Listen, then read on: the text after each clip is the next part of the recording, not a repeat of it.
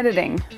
Most of you aren't going to need to do any editing because you're probably on a conference call or just speaking live to your audience and not recording it.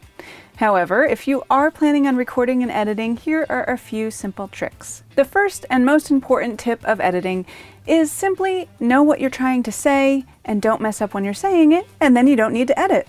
Failing that, you can do in-camera editing. Now, in-camera editing, like any other kind of editing, is all about planning.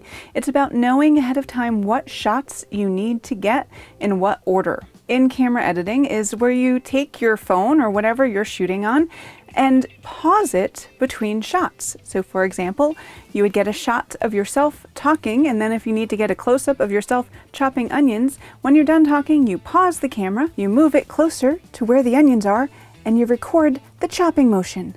And then you pause it again before you move the shot again. In-camera editing saves you time in post-production, but chances are you will probably still need to do some editing using whatever software you've got. Now, if you don't have any software, the good news is there's a lot of free editing software out there.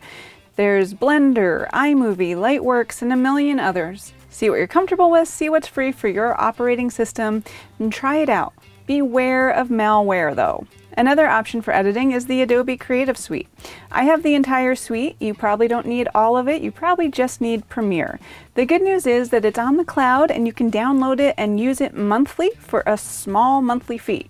You can try it out for a month, and if you don't like it, you can stop paying for it. Or if you're done editing your projects yourself, when everything returns to normal, you can stop paying for it. And here's the final thing I'm going to say. If you're having trouble figuring out how to edit, how to animate graphics, how to do any of this post-production stuff, I am available for consultation. I'm happy to talk you through the technical end of things as much as possible, or to help you conceptualize. And on that note, I'm available to edit.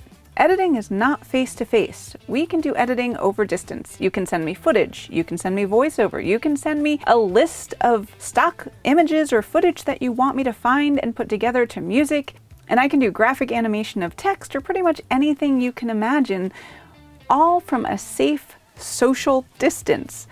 So if you have a message that isn't easy to deliver simply by you talking into the camera on your phone or computer, and you need a little post-production help, well, that's something I can help you with right now or in the future.